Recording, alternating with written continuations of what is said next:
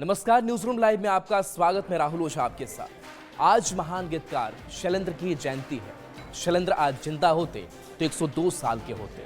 शैलेंद्र के वो गीत जो हर घरों में बजते रहे, दिल दिल तक वो गाने पहुंचते रहे।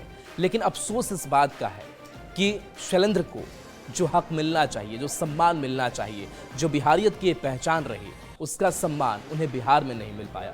एक रिपोर्ट आपको दिखाते हैं।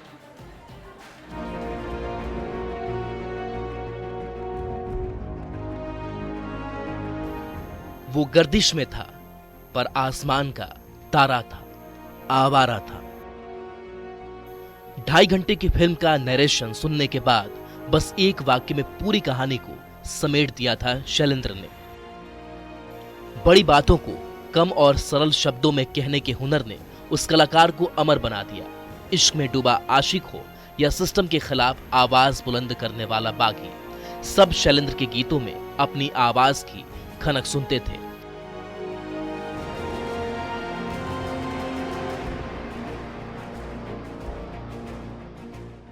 आज भी जब क्लासिक गानों की बात होती है तो शैलेंद्र के लिखे गीत सबसे पहले जबान पर आते हैं। आवारा हूं, जीना इसी का नाम है, प्यार हुआ, इकरार हुआ और ऐसे सैकड़ों गीत लिखने वाले शैलेंद्र को आज तक उनके हक का सम्मान नहीं मिल पाया है। राष्ट्रीय पुरस्कार तो दूर की बात है, आरा में उनके पैतृक गांव में उनके नाम पर एक सड़क या प्रतिमा भी नहीं बन सकी है। नोबेल पुरस्कार नहीं मिला, कोई पुरस्कार अच्छा नहीं मिला। सिर्फ नाम है कि हाँ शैलेंद्र एक संगीतकार थे, लेकिन अच्छा संगीतकार के नाम पर कोई हौसला नहीं मिला। उनके गांव तक ले कोई रास्ता नहीं मिला, गांव में जाने का भी कोई रास्ता भी नहीं है। सही मामले सही मायने में कुछ मंत्री आए थे गांव में, वर्षगांठ मनाई गई थी, लेकिन उन्होंने वादा किया था। आए थे लेकिन कोई वादा नहीं किया। मंत्री लोग भी यहाँ आए, जो शिवानंद तिवारी जी थे वो हमारे साथ आए थे और कहकर भी गए थे कि यहाँ हम इनका प्रतिमा लगाएंगे, इनके नाम से रास्ता पास करवा देंगे, लेकिन आज तक तो कोई सूझ नहीं लिया। फिर कोई नहीं है, कोई कुछ नहीं देखने आया। 101 भी आज हाँ 101 साल हो गए, उसके बाद भी कोई कुछ नहीं। शैलेंद्र आरा शहर से सटे अख्तियारपुर गांव के मूल निवासी थे, जिसका जिक्र उन्होंने अपनी डायरी में किया है। लेकिन फौजी पिता की तैनाती रावलपिंडी में हुई तो घर बार छूट गया। रिटायरमेंट के बाद शैलेंद्र के पिता अपने एक दोस्त के कहने पर मथुरा में बस गए। आगे चलकर रेलवे में नौकरी लगी, पहले झांसी और फिर मुंबई में पोस्टिंग हुई। मुंबई में ही उनकी भेंट अभिनेता और निर्देशक राज कपूर से हुई और शुरू हुआ महान गीतकार बनने का सफर। शैलेंद्र ने 170 फिल्मों में जिंदगी के हर फलसफे और हर रंग पर गीत लिखे। 14 दिसंबर 1966 को मुंबई में उनका निधन हो गया। उनकी जयंती और उनके निधन पर उन्हें लोग याद तो करते हैं, पर जिस सम्मान के वे हकदार हैं वो उन्हें नहीं मिल पाता। उनका गांव, उनके परिजन भी गुमनामी का जीवन जी रहे हैं। नेता लोग आते हैं, वादे करते हैं, पर सब वादे धरे के धरे रह जाते हैं। न्यूज 18 लगातार मुहिम चलाकर इस सवाल पूछ रहा है कि आखिर शैलेंद्र को उनके हक का सम्मान कब मिलेगा। आरा से संवाददाता चंदन कुमार के साथ ब्यूरो रिपोर्ट, न्यूज 18। तो शैलेंद्र को उनके हक का सम्मान कब मिलेगा, ये सवाल अब भी बना हुआ है।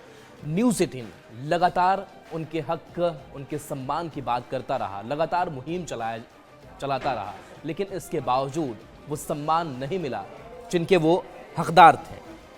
न्यूज 18 पर लगातार मुहिम चलाए जाने के बावजूद भी शैलेंद्र को अब तक कोई सम्मान नहीं मिला।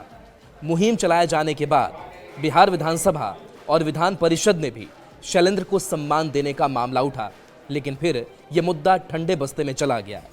हैरानी की बात है कि न्यूज 18 की मुहिम के बाद भी आज तक शैलेंद्र के नाम पर एक भी बड़ा सम्मान नहीं है। उनके नाम कोई संस्था नहीं है, एक सड़क का नाम तक नहीं है, ना ही कोई मूर्ति लगाई गई है। आपको बता दें कि शैलेंद्र का नाता बिहार के आरा से है। शैलेंद्र के पूर्वज बिहार के रहने वाले थे। आरा के अख्तियारपुर गांव में पुश्तैनी जमीन है। सदन में इन्होंने भी शैलेंद्र को सम्मान देने का मामला उठाया था। तब आश्वासन मिला कि शैलेंद्र को सम्मान दिया जाएगा, सम्मान का भरोसा मिला, लेकिन ये आश्वासन भी धरा का धरा ही रह गया। सीएम नीतीश कुमार ने भी एक्स पर पोस्ट किया था, लेकिन इसका भी कोई असर नहीं हुआ। ऐसे में बड़ा सवाल है कि शैलेंद्र जिस सम्मान के हकदार हैं वो उन्हें कब मिलेगा। तो देखिए, सवाल कई है कि शैलेंद्र के नाम कोई सम्मान क्यों नहीं। सवाल ये भी है कि शैलेंद्र के नाम पर कोई संस्था क्यों नहीं। सरकार इनकी शख्सियत को क्या भूल गई। महान गीतकार को सम्मान कब मिलेगा। सवाल कई हैं। सवाल ये है कि शैलेंद्र को सम्मान देने में आखिर कठिनाई कैसी हो रही है, और सवाल ये भी है कि शैलेंद्र को सम्मान देने में देरी क्यों। सवाल ये भी कि गीतकार शैलेंद्र के साथ भेदभाव क्यों। कोई बड़ा सरकारी सम्मान आखिर शैलेंद्र को क्यों नहीं मिला। शैलेंद्र के लिए पद्म भूषण या पद्म विभूषण क्यों नहीं। तो देखिए, शैलेंद्र ने 117 हिंदी फिल्मों के लिए गाने लिखे, करीब 900 गाने उन्हें लिखे। शैलेंद्र ने 6 भोजपुरी फिल्म के लिए भी गाने लिखे और बिहार के परिवेश पर तीसरी कसम फिल्म भी बनाई। हालांकि बिजनेस के तौर पर फिल्म ने बहुत अच्छा नहीं किया, हालांकि बाद में उस फिल्म को बड़ी पहचान भी मिली, बड़ा फलसफा भी मिला, अवार्ड भी मिला, और आज शैलेंद्र को वो सम्मान क्यों नहीं, ये बड़ा सवाल अब भी बना हुआ है। गंगा मैया तो है पियरी चढ़ई को, ये टाइटल ट्रैक जो है भोजपुरी का वो भी शैलेंद्र ने लिखा, और आवारा हूँ जैसे गाने, या फिर जीना यहाँ मरना यहाँ, ये भी गाना राज कपूर का शैलेंद्र ने ही लिखा। और शैलेंद्र ने जब ये गाना लिखा वो खुद आर्थिक तंगी से और एक कह सकते हैं कि निजी जिंदगी में भी कई परेशानियों से जूझ रहे थे, और जब उनकी कलम उठी तो वो इस गीत को ऐसे उन्होंने रचा कि ये गीत आज भी संघर्ष की कहानी को बयां करता है। राज कपूर पर ये गाना फिल्माया गया था, और बताइए जाता है कि सिर्फ 43 साल की उम्र में ही उनका निधन हो गया। लेकिन हम बार बार वही कह रहे हैं कि सवाल यही कि आखिर उनके हक का सम्मान कब तक मिलेगा।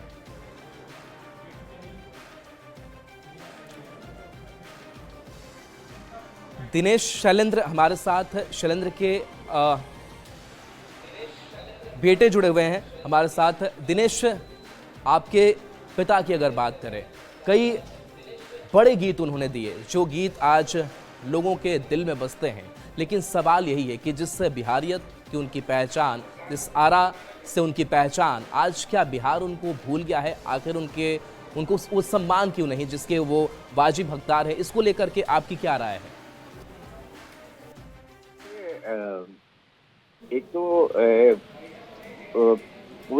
पूरी की पूरी जिम्मेदारी तो नहीं दी जा सकती बिहार को, क्योंकि शायद लोगों को देर से ही पता चला। मैंने भी 2012 या 11 में अनाउंस बताया था लोगों को कि वो हमारे ओरिजिनल रूट तो बिहार के थे, और जब हमने और उनके बारे में पता करने की कोशिश की तो पता चला कि तीसरी कसम भी उन्होंने सिर्फ इसीलिए बनाई थी क्योंकि उसमें उनका एक बिहार का कनेक्शन बनता था जब स्टोरी उन्होंने पढ़ी थी। और उस फिल्म के दौरान, मतलब उस फिल्म के एंड तक वो मुश्किल में पड़ गए थे और मतलब उनकी जान तक चली गई थी। लेकिन उसके बाद मतलब अब बिहार में तो लोगों को पता था कि हैं वो वहीं के, लेकिन आज तक ना कोई सड़क, ना कोई चौराहा, ना कोई स्कूल, ना कोई कुछ भी नहीं, मतलब कोई सम्मान नाम की कोई चीज। हालांकि वो खुद ऐसे सम्मानों में बिलीव नहीं करते थे, लेकिन फिर भी एक जिम्मेदारी बनती है बिहार के लोगों की, बिहार के गवर्नमेंट की, और कि उनको सही तरह से सम्मानित किया जाए। और बिहार के इतने बड़े मतलब गीतकार जिनका मतलब रूट बिहार में है, तो उनको डेफिनेटली सम्मानित करना चाहिए। और तो हम भी देख रहे हैं, रुके हुए हैं, शायद कोई पहचान ले, शायद कोई बोले कि कुछ किया जाए इनके बारे में, और आप लोगों के माध्यम से ये बात तो कई लोगों तक पहुंचेगी, तो हम यही आशा करते हैं कि कुछ लोग जाग जाएंगे और कुछ किया जाएगा। जी जी चलिए, बिल्कुल। तो जो वाजिब सम्मान मिलना चाहिए वो मिल नहीं रहा है। हालांकि खुद मुख्यमंत्री नीतीश कुमार ने भी पोस्ट किया था, और जब भी जयंती उनकी आती है, जब पुण्यतिथि आती है, तो हम याद उन्हें ज़रूर करते हैं। लेकिन कहीं ना कहीं सम्मान देने के नाम पर या फिर कोई बड़ा अवार्ड देने के नाम पर हम कहीं ना कहीं पीछे छूट जाते हैं। ये एक दिल में ठेस पहुंचता होगा आप लोगों के भी। की बात है नहीं, मतलब, और सिर्फ बिहार नहीं, सेंट्रल गवर्नमेंट, मतलब इतने सालों से मतलब उनको कोई किसी तरह का सम्मान नहीं दिया गया, और एक ही बार कुछ 6-7 साल पहले हमको पता चला कि उनका नाम, किसी ने हमको इंफॉर्मेशन दी थी कि उनका नाम पद्मश्री के लिए लिया जा रहा है। तो हमने अपनी फैमिली की तरफ से बोलते हुए एक बोल दिया था कि भाई, अगर अभी आप लोग पद्मश्री उनको देने की सोच रहे हैं तो ये ख्याल आप निकाल दीजिए अपने दिमाग से, क्योंकि अगर सैफ अली खान और ऐश्वर्या राय के बाद आप लोग शैलेंद्र जी को पद्मश्री देंगे तो इस बात से तो हम बिल्कुल एग्री करेंगे नहीं। तो हमने मना ही कर दिया था कि पद्मश्री तो नहीं, कुछ और बहुत से अवार्ड हैं जो दिया जा सकते हैं और उनको सम्मानित किया जा सकता है, और सम्मान करना भी चाहिए। अभी इतने सालों में, जब अगले साल उनके गुजरने के बाद 60 साल हो जाएंगे, और अब तक कोई कहीं से भी कुछ ऐसा वो हुआ नहीं है, तो क्या करें, मतलब दुख तो होता है, लेकिन वो जो लॉबिंग होती है लोगों की, वो हम नहीं शायद कर पाए हैं। सही लोगों से जाके मिलना जुलना, जो भी करना है वो नहीं कर पाए, तो शायद वो सब करना पड़ता है। बिल्कुल। दिनेश शैलेंद्र जी, जिस हम डायरी को लगातार स्क्रीन पर दिखा भी रहे हैं, जिसमें परमानेंट एड्रेस लिखा हुआ है, आरा का, अख्तियारपुर का, प्रोविंस बिहार का जिक्र किया गया है। आप भी कुछ दिन पहले उस गांव घर में गए थे, आपने क्या तलाशा? आपका इमोशन किस तरीके का जुड़ा उस जगह से? हमें पता चला था हमारे मामा जी से कि बाबा जाना चाहते थे अपना गांव देखने, और वो कभी जा नहीं पाए। तो उनकी डायरी में हमें एक लिखा हुआ पूरा वो मिला कि एग्जैक्ट एड्रेस उनका, तो वो एक गांव है अख्तियारपुर और आरा डिस्ट्रिक्ट में, तो वहाँ का एड्रेस था। तो हमने कोशिश करके हम उसके बारे में पता किया और फिर पहुँचे। हम अख्तियारपुर देखा और बहुत ही खूबसूरत गांव है, लेकिन मतलब वहाँ कोई फैमिली तो चली गई थी 100 साल पहले वहाँ से। हमारे दादाजी तो 100 साल पहले ही उनका ट्रांसफ़र हो गया था, तो चले गए थे। तो वहाँ ऐसा कोई घर वर तो हम ना ढूंढ पाए, ना ढूंढने की कोशिश भी की, लेकिन ये अच्छा लगा कि हम बाबा जाना चाहते थे, उनके बदले में हम जा पाए और वो गांव देखा अख्तियारपुर आरा डिस्ट्रिक्ट में, और कुछ घंटे वहाँ रह के हम आए।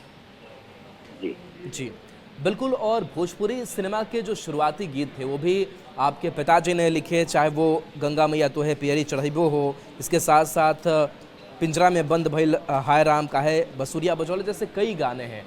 भोजपुरी के लिए भी उन्होंने बड़ा काम किया, और आरा, अगर बिहारियत की बात करें तो भोजपुरी भी एक अपनी जगह रखती है।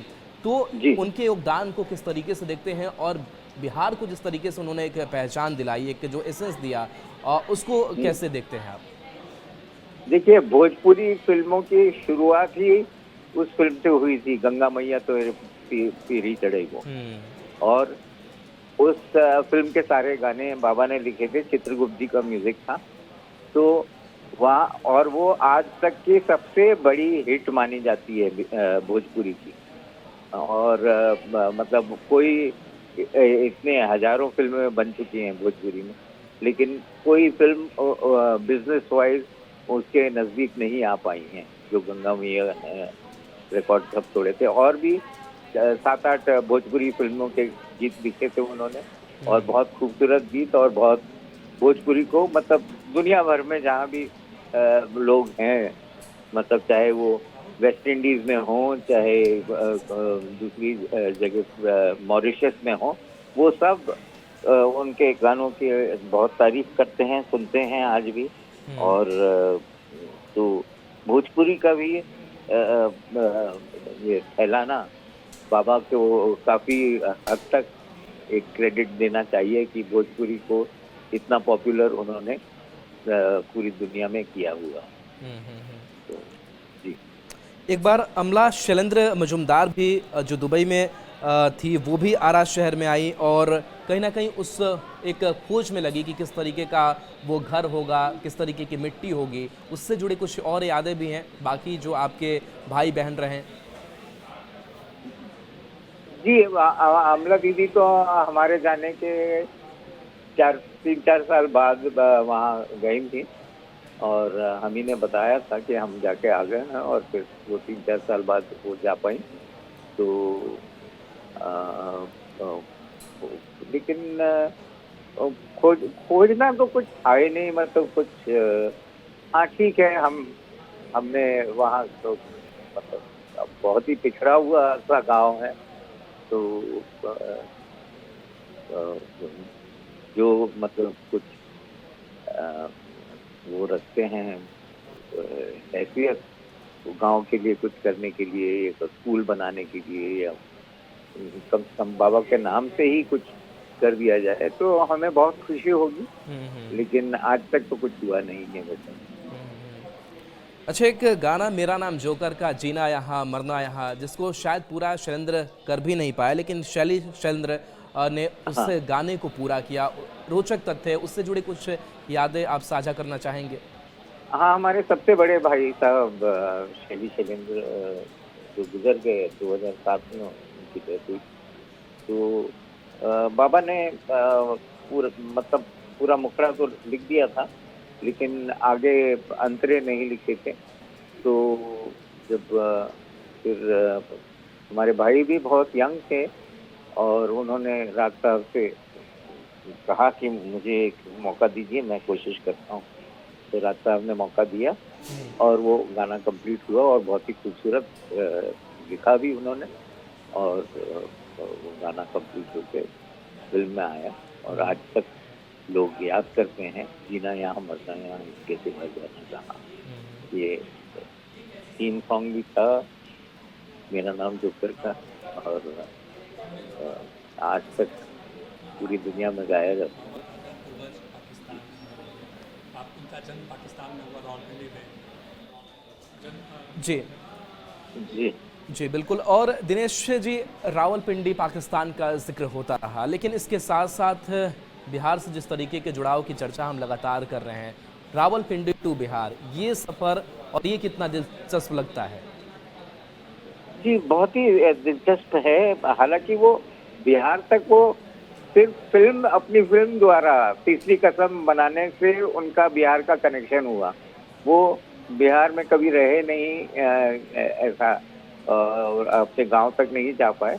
लेकिन जैसे रावलपिंडी में बाबा जब बहुत छोटे थे, मतलब पैदा वहीं से हुए थे, बहुत छोटे थे, और वहाँ उनकी शुरुआती शिक्षा भी वहीं हुई थी रावलपिंडी में। वो मदरसे में पढ़ा करते थे उधर, और उर्दू भी वहाँ से उन्होंने सीखी थी। और फिर हमारे दादाजी को मतलब जब इंडिया आना चाहते थे, तब उनके मतलब पैसों की दिक्कत थी, और हमारे ताऊ जी जो बाबा के बड़े भाई साहब थे, उनकी नौकरी थी मथुरा में, एज रेलवे में गार्ड की नौकरी थी जी। तो पूरी फैमिली आके मथुरा बस गई, और मथुरा से बाबा ने मतलब अपनी स्कूल और कॉलेज इंटर तक पढ़ाई की मथुरा में। बिल्कुल दिनेश और शैलेंद्र जी, तो ये एक जो पहचान थी जिसने बिहारियत से जोड़ा। चलिए, बहुत बहुत शुक्रिया अपनी बातों को रखने के लिए और उन यादों को साझा करने के लिए। तो देखिए, शैलेंद्र की आज जयंती है, लेकिन सवाल बार बार वही, और न्यूज़ 18 यही मुहिम चला रहा है कि जो उनके हक का सम्मान है वो कब तक मिलेगा। और चलिए, न्यूज़ 18 बिहार झारखंड पर खबरें आपके लिए लगातार जारी रहेंगी।